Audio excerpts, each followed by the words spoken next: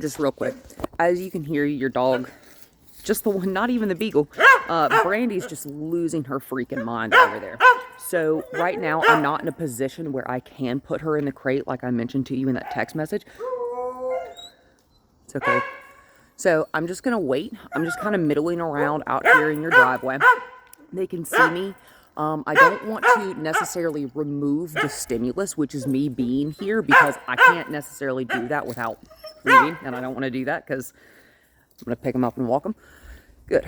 They walked away from the fence. They're not barking right now. I'm going to walk into your yard. Hi, Ozzy. And let me see if I can this around here. So I'm going to flip the camera back around so you can see the puppies that we're looking at here. Sit. Good. Nope. He didn't sit. She did, and she got up. So I'm just going to wait. And I'm going to point the camera in the direction that my eyes are going. Like, my whole head is just, there aren't dogs here. See how they're automatically a little bit calmer? Because I'm not good, Bowie. I'm going to stop acknowledging because he's no longer sitting. So one of the biggest reasons that you've noticed that she has started jumping. Good girl. And I'm going to go ahead and tell you this, and I'm not even joking. She's watching him do it. So if you want this thing to stop jumping, he has to stop jumping too. He has to. So her behavior is only going to get worse if you don't correct his. Because dogs watch other dogs. Doggy see, doggy do. You know what I'm saying? They're highly intelligent animals and they watch each other. So just for another example, horses do it too. So there are 2 horses at the barn, not that I keep my horse at, but a barn that I'm working some extra hours at. And one of the horses is truly aggressive. He is a dangerous animal. But one of the other horses, who is not, has started learning to bluff in an aggressive fashion because he sees what the other horse is doing. And for other people, the horse has gotten away with doing those aggressive things. So I know that the horse is bluffing. She knows better than to jump, but she sees him doing it. So if it's working for him, and he's getting affection when he jumps, Kelly, I don't care if that's the only way that he shows you affection. You need to wait because he has to sit down. He has to. This cannot continue and you not end up with something else that you want me to take in, 5-7 years. Because the behaviors that she is acquiring, Sadie, you said that you're fed up with them. I absolutely see why. Some of the behaviors that she has are incredibly annoying. And they are puppy shit. Like, for just lack of a better phrase, that is puppy stuff. I expect puppy stuff from him. I do not expect it from her. And when I do not expect something from one dog, just like when you have children in the house, you can't have one set of expectations for one child and a different set of expectations for another child. You have to have the same expectations for both dogs. Have higher expectations than what y'all have right now, right? This is excellent. I'm just going to reach down. Good boy. And his feet have not come off the ground. She's going to push into the space. I'm going to take the hand away.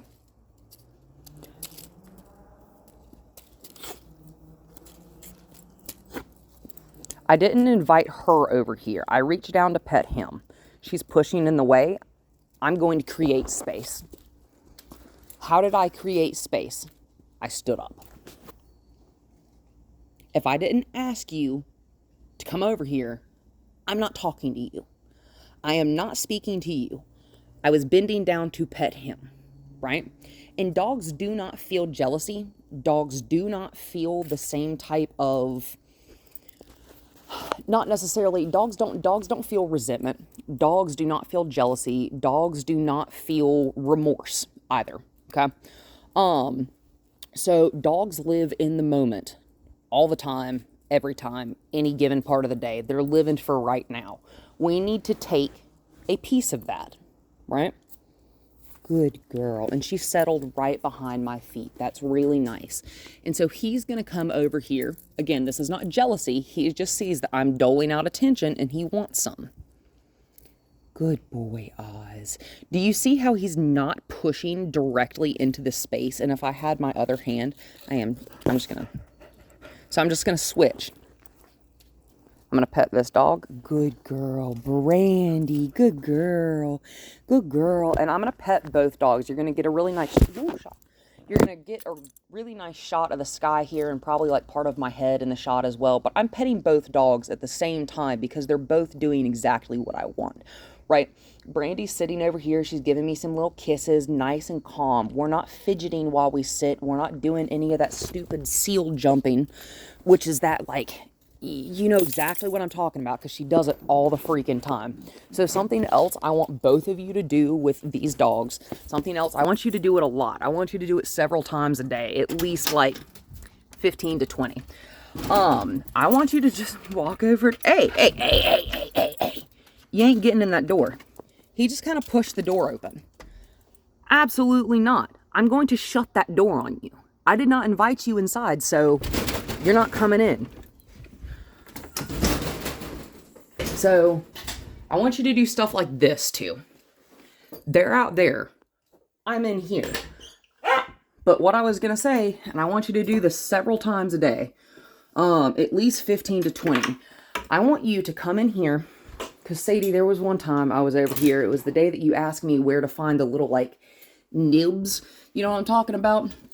And you picked up the bag of freeze-dried dog treats, and Brandy started begging, and you go, okay, and you give her one.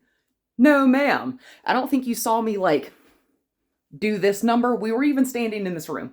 I don't think you saw me do like this, because you gave her one anyway. But what I want you to do, if this is their treat jar, I just want you to come in here and I want you to mess with it. I want you to just take it, and I'll fix this in a minute because clearly I'm just breaking things right now. To do is I want you to come in here and I just want you to mess with stuff. I want you to mess with stuff that they think is for them, because this is for them, right? I want you to come in here and I want you to mess with their dog food. I want you to come in here and I want you to, like, just mess with stuff that sounds like it's for them, you know? Like there's bully stick. Oh, yeah, here we go. I want you to come in here and I want you to just, like,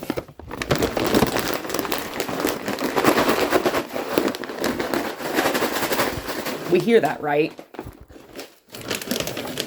I don't care if the dogs are standing in this room doing all sorts of crazy stuff. I don't care if they bark. I don't care what they do. She's whining outside that door right now.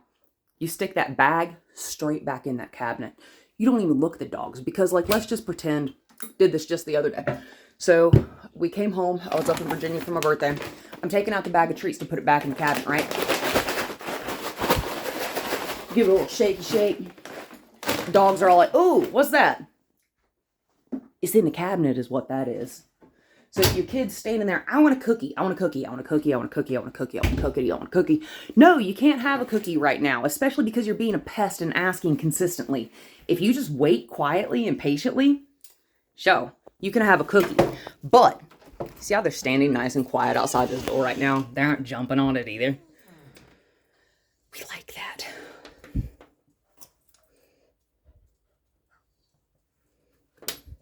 Patience is a virtue, y'all. And if we don't have it, I didn't even touch you. And if we don't have the patience to be more patient than our dogs, then there is no way you will ever have a patient, quiet, non-whining good girl. Because even like, I'm just going to look away from her because that right there is too much energy. I'm just going to walk off. Why is that too much energy? You want to know?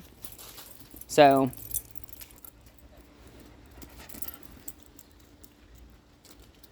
there we go. That's a settled sit. Oh, he moved. That is a settled but excited sit.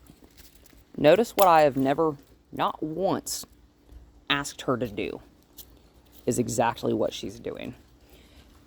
Kelly, I don't see you as much, but Sadie, I know that I hear you a lot. You repeat yourself a lot to the dogs. I want y'all to play a game anytime you are speaking to these animals. Do you see how me just getting lower and on their, good girl, lower and on their level is more exciting? They both stood up out of the sits. They walked around. Good job. And then they resettled. Again, notice what I never asked for verbally is the sit and the lay. Good girl.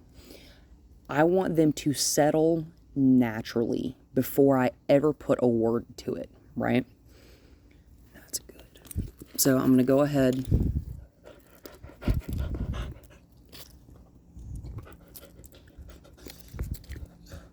She is not getting harnessed first. I'm not even looking at her. I'm literally looking over there at that ball in the middle of that bed, because this is ridiculous.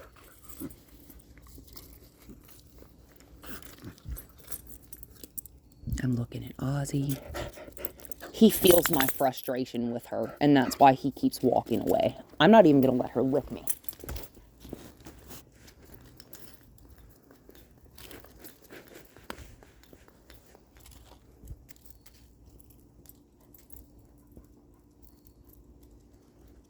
See how he keeps walking away? He senses my frustration. I haven't even said anything. But what I was going to say a second ago, good boy, Ozman. So what I was going to say a second ago was, Sadie, when you speak to the dogs, you immediately sound frustrated with them. So notice the tone of my voice right now. I am frustrated with her behavior. I can't lie. So like that's why he walked all the way over here, is he knows that I'm frustrated with what she's doing. I'm going to take a nice deep audible breath. There we go. Hi, Ozman. Ozzy, can you sit? Or lay down? That's fine. That's good. So she's over there and he's right here. I want you to notice this has taken a minute or several, right? So if I feel myself ever starting to get frustrated, tight in the chest, I feel my ears start getting hot, you know what I'm saying? Just feel your blood pressure raise a little bit.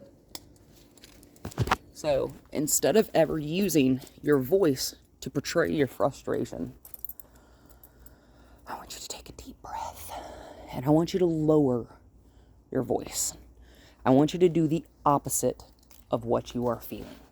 So I know that sounds almost counteractive to what I said about being fed up with these behaviors to make them stop. But the way that we have to make these behaviors stop is not with force, is not with punishment. It is with ignoring what we do not want and praising what we like, okay? And the only way that we can do that is with time, and we have to be patient. We have to be patient. Because this right here, this is a nice, settled sit.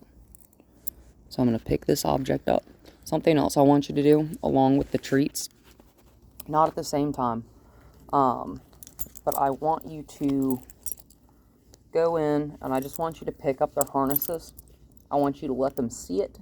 And if they just get excited by you walking to that cabinet, I just want you to walk over to the cabinet and open it and close it. Because what we want is not for our dogs to not get excited about going on a walk, because I like going outside too. It's okay to be excited. We don't want to negate their excitement, because we want our dog to be happy, and we want them to be excited about being with us and going on adventures. But what we also want, can I kiss? Thank you. What we also want is our dog to be calm and respectful, right? We want our dog to be calm, and we want our dog to be patient. We want our dog to be thinking and listening to us, right? Focused on what we're going to ask them to do next. A lot of the time, Brandy is just focused on getting what Brandy wants, and that is very normal because, I mean, dogs have the IQ of like a 4-year-old, you know what I'm saying? So what 4-year-old isn't thinking about themselves first because they don't know any better? A dog is the exact same way, right? A dog is going to think about what they want first. So what we have to think about is how to communicate to them what we would like instead. And so she knows, because I have set the expectation that when I put you on a harness and leash, you sit and you wait and you're quiet. So what I want y'all to do is I want you to just pick up their harnesses, would not even take them outside. I don't even want to go on a walk, right? I just want you to pick them up. I want you to put their harnesses on. You're just going to walk around the house. And you just let them wear them around the house. Like, you don't need to lose your minds. Because notice, their leashes aren't on yet. Good girl. Now, she can have a leash put on. So, but I have set the... Sorry, I lost my train of thought a second ago. I have set the expectation for them. Ozzy, sit. Good boy. I have set the expectation for them that when we put on a leash and harness, they're quiet, right? So if I want my dogs to be quiet, I cannot and will not get that result if I am loud, okay? So it's like trying to scream over top of a child. That's just not how you get a kid to quit screaming, you know what I'm saying? Come here, buddy. That's okay. So he didn't come to me when I asked him to. That's okay.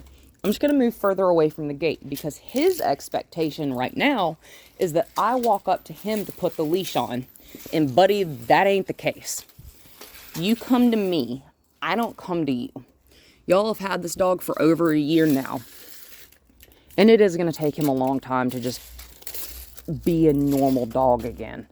But we need to set the expectation that despite the fact that he is scared of stuff and that he is a nervous dog, so like that right there, good boy, right? That's not anything scary. That's not terrifying. In fact, it is less scary for him to walk up to me than for me to come up towering over top of him and be like, here, let me put your leash on.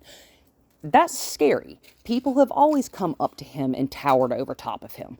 That is also why he rolls over and pees sometimes, is because me walking up like that is intimidating, especially if I'm just going to be like over top of the dog. You know what I'm saying? So we always stand up nice and straight.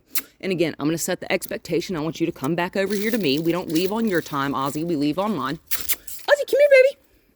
That's okay. We're just going to walk over here. We're having a good time over here, right, Brandy?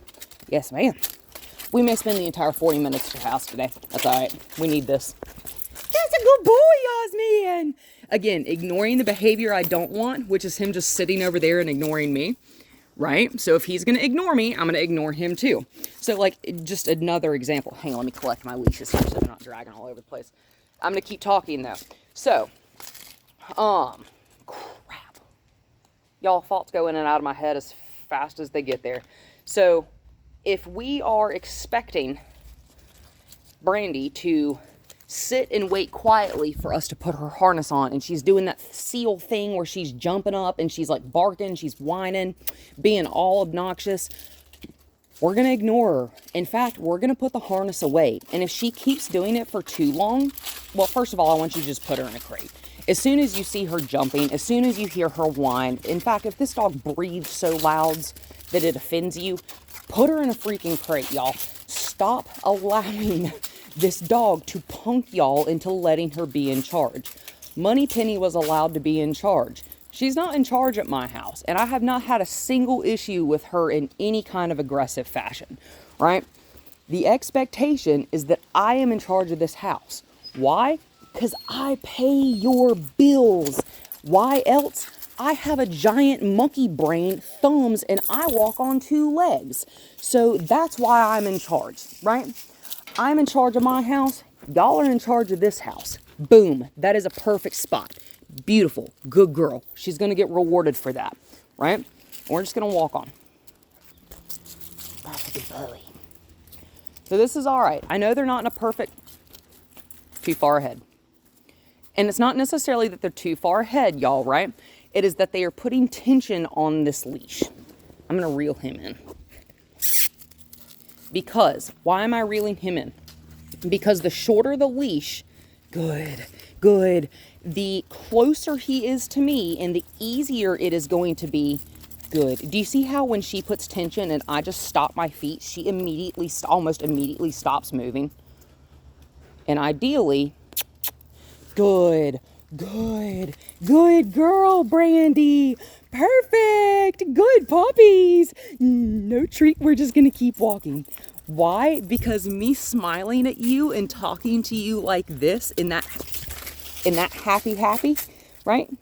Good girl. Good boy. What I'm rewarding him for is just coming back to me, right? She is coming all the way, good, into a heel position. That's my fault that she didn't get all the way back to that foot, is because that line was too short in my hand, right? Now, this is not going to be, this is kind of like a circus right here, right? I have 2 dogs. One of them is trained. This one may not respond to you the same way she responds to me. Why? I have always, since the first day I met the dog, set the expectation that you will shut up and listen to me, right? Y'all have allowed the ridiculous behaviors to occur for years. She is going to test you. Why? Because you let the behaviors keep happening. The longer you allow the behaviors to keep happening, the longer the dog will continue to test you. Now, some dogs, like this beagle right here, some breeds just in general, good boy, good boy, good boy. I am not dragging him. He is taking a step and yielding. Good boy. And I am waiting until he walks off to start moving my feet, okay? Brandy, spit that out. Thank you. And we're just going to walk right here in this circle.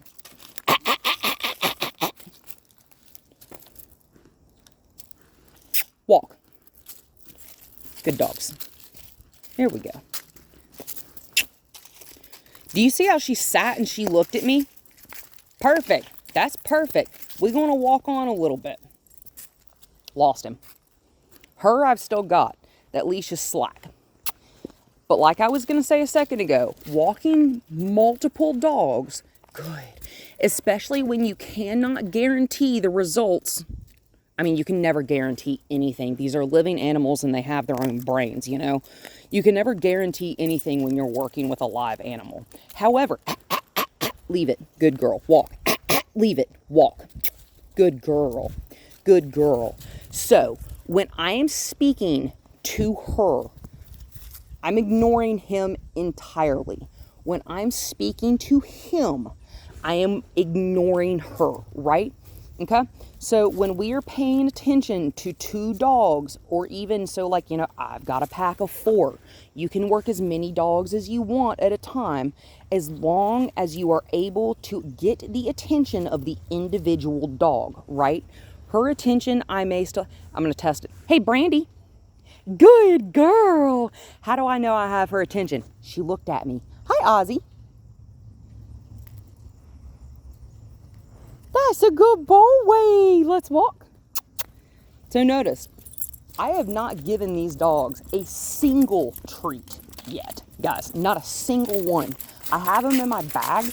I don't even have any in my pocket ready to give. So I'm just going to stop. I'm going to let them. Good girl, Brandy. Good girl, Brandy. Do you see how me praising and just saying the word good? Tail wag. Tail wag. Boom. Good dogs. I'm going to pick up this leash a little bit because this one's a little bit longer than the one he's got on. Good puppies. Come on, you little puppies. I'm going to pick up my pace, right? I'm just going to wear them out a little bit. I'm just going to I'm lightly jogging. I run for no one, guys. That's some good little puppies. So he's just kind of plodding along, right? This is really good for her. So if this was my place, these were my dogs, let me tell you what I'd do right now. There you go. See how she likes moving faster? He's like, oh my God, can we stop? Yeah, we can. And you can give me hand kisses. That's perfectly fine. Good job. So what I would do, if I were y'all, I would, in between those 2 trees right there, those 2 trees, right? We're going to tie a rope in between them. And we're going to put the loop of one leash into that thing, into that line that's going in between those two trees. And we're going to make a zip line like that. And so when we're going to have both dogs out here, never attach a zip line or any kind of tether to their collar, always use a harness. So, and always make sure that they have room to sit and lay down, but never make sure that it drags the ground enough to get their feet in it. I have everyone's attention. Good little puppies. That is going to make a beautiful photograph. Good little puppies. What? Good puppies. So, something we're going to focus on, especially when we're giving treats and food rewards, right? So, I expect, do you see how willingly she is to just offer me a sit and pay attention to me? It takes him a little bit longer. Why? She knows the expectation. He's still getting used to it, even a year later, and that's okay. Hi. Yes, I just want to pick up your little feet. He says, don't touch my little feet. You're all right. I've just got my hand, even just a finger, placed on that shoulder. Good job, buddy. Good job. There we go. All right. And now we made it down here. I let them think they were paying attention. Come on. Now I can let them sniff. Let them be dogs for a minute, right? But what I was going to say a second ago with the zip line thing, we're going to make a zip line, and you can make it anywhere. Those two trees, these two trees, these two trees, whatever. I don't care. What we're going to do, and actually these two somewhere over here may be better because it's more flat. But what we're going to do is we're going to bring out both dogs, and I want you to tether one dog while you work with the other one. Because doggy see, doggy do. So a lot of the times when I'm working my dogs individually instead of as a pack, I will, whether we be outside, inside, whatever, I always let my peanut gallery watch. Not only does this add a good natural distraction for the dog that I'm working, but it also allows the other dog to see what we are doing. He is still laying in that leash. Yeah, and you're starting to choke a little bit. How about you yield? This is yielding to pressure. Good boy, 101. Good boy. And with him on a leash, guys, that is where we're going to have to begin, right? Because he's a beagle. They're known to not be the best on a leash. But that's okay, because he can be better on a leash. It will just take consistency from everybody who puts him on a leash. Good girl. To set the expectation that every time you're on a leash, you do not pull on this harness. Good boy. Good boy. And if my feet stop moving, your feet stop moving. Not just if there's tension on the line. Good girl. You see how I'm literally not even looking at her. She's just like, woman, can we please walk? No, we can't. I just need you to sit here and be patient because we have a less knowledgeable dog on the other line. And that's totally fine. Because, and this is also why, so I would take her out. I want to work her first. Him on the zip line first, right? Get her out, work her where he can see her. So, if you have the dog on the zip line in these trees, work over here. Or if you have the dog on this zip line, work right over here where he can see. Because she knows these things. He's still working on it. And anytime you're working with your dog, if you are teaching something new, do 60 seconds to 90 seconds. Do not do more. Yes, I said seconds. I did not mean minutes. Come on, Ozzy. I'm going to get him out of the grass entirely because you don't need to eat grass. I want you to pay attention. So getting him to pay attention is always going to take you more effort, most likely, than it is her. If you ignore her for all of about 30 seconds, this dog will probably look at you and go, oh my God, please pay attention to me. Him, he's busy sniffing something. He doesn't care, really, whether or not. And also, I don't have any treats in my hand, so he's less motivated. Money Penny, treat dependent AF, y'all. Treat super, super dependent. In fact, she becomes treat expecting. We do not ever want that because, especially with something like this, like leash walking, I need the animal to know this is just basic you being a dog, right? This is not me asking you to jump. I don't know what you see. This is not me asking you to jump through a hoop. This is not me asking you to weave poles. This is simply me asking you to pay attention. I don't have to have, or I should not ever have to have a treat just to get my dog's attention, right? So I have been filming for 30 minutes and I basically started filming. Good girl. Do you see where she returned to when tension hit that line? Good girl. She's returning to me and looking at me to go, what do you want? I love that, guys. And if this dog can do that for me, she can absolutely do it for you, okay? Good dogs. Good dogs. Right. Yeah, there you go. Do you see what we have going on right now? Good puppies. This is beautiful, guys. This is absolutely stupendous. How did I achieve this? Literally by not letting them get away with the pulling, right? If there's tension on the line, we stop moving, right? Good girl. And there's no tension on her line. Now there is. Good. So do you see how she just slows her feet when the tension is applied? I like that. It means we don't necessarily have to stop every single time. This is called speed regulation. Love speed regulation. Good dogs. For her, as long as that line is slack, I don't really care where she is. I don't care that he's not right beside me. That'll take a little bit. She will, however, walk. Yes. Hey, Brandy. Good girl. Good puppies. Notice my tone change, right? Right? Okay, so anytime, one more thing real quick. Anytime we're talking to the dog specifically, don't say their name ever in an angry way. Because if someone were to look at you and go, say, Kelly, what would you do? I'd probably pop somebody the bird and go, what do you want? Right? So if we tell our dogs, if we say their names like that, so like let's just pretend you're a kid and your mom is like, Sadie, Kelly, or like says your name in an angry sort of tone, you're already expecting to be in trouble. So your mind is already a little bit panicked, a little bit anxious. If our animal is panicked, anxious, nervous about being potentially in trouble, they're already almost in a fight or flight type of instinct, and they're already shutting you out because they are shutting down emotionally.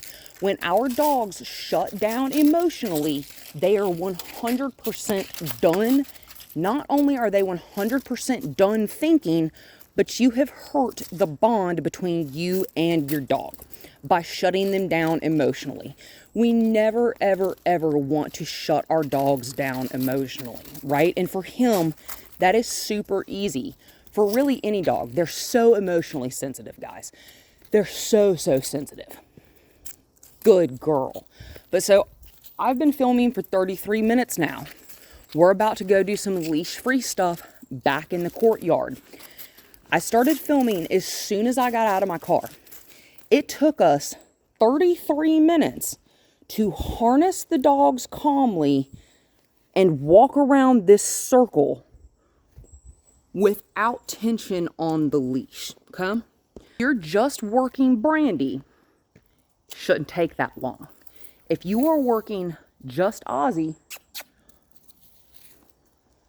come on.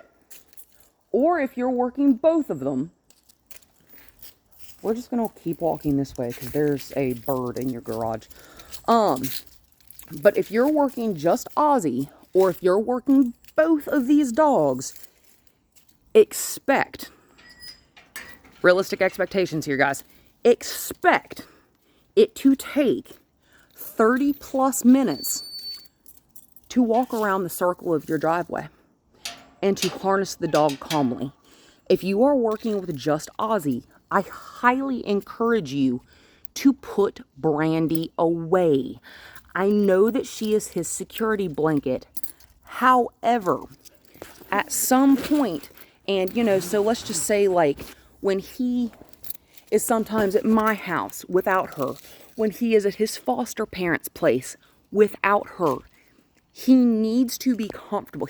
Not just needs, he has to be. It is essential for him to be able to think independently from her. Got it?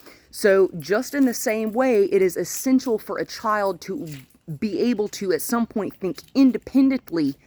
They expected me to go inside. Let's see how long it takes them to figure out I'm not over there. So just like a child at some point in their life should be able to think independently from their parents, dogs should too. She came back. So again, I want you to notice something. I just ignored them. I didn't ask them to come over here. See how calm she is? Do you see how relaxed and quiet and settled and patient this dog can be? It's not impossible at all. And it's not like, so there is nothing that so just let me tell you a little something. People are like, oh, whisperer, you train dogs for a living. There is some hoodoo, voodoo magic that you do that other people just cannot do. Y'all, I am a human like every other human being on this planet. There is no hoodoo, voodoo magic that I perform with these animals that cannot be performed by any other Homo sapien on this planet, right? I have just been trained and taught in the technique, in the ways, but like y'all are perfectly capable of getting these exact same results, especially from this one. Because when this one acts like this, hey Brandy, sit. Good girl. See how calm? See how relaxed? We like that. And he's just doing his little beagle thing. He can just go do whatever you want, right? She wants to be right here. And if she wants to be right here, that's okay. And if she wants to lay in bed with you, if she wants to snuggle with you, that's okay. However, what we're not going to ever do is just allow her to be a chaotic mess and get what she wants. So let's just say that she wants to lay in bed with you guys. Okay, that's fine, but she can't be doing that crazy porpoise seal jump thing and whining like she does when she wants something. You need to ask. So if you want to, personally, I highly recommend just ignoring that. And if she gets on the bed without, like while she's being chaotic like that, push her off the bed. And if you need to, put her in the crate. But the longer behaviors are allowed to continue, the longer it's going to take for them to stop. So, like I was saying, if one of you, just one of you, so like let's just pretend Mari, just for example, wanted to start implementing every bit of training advice I've ever given, right? The dogs would listen to just Mari.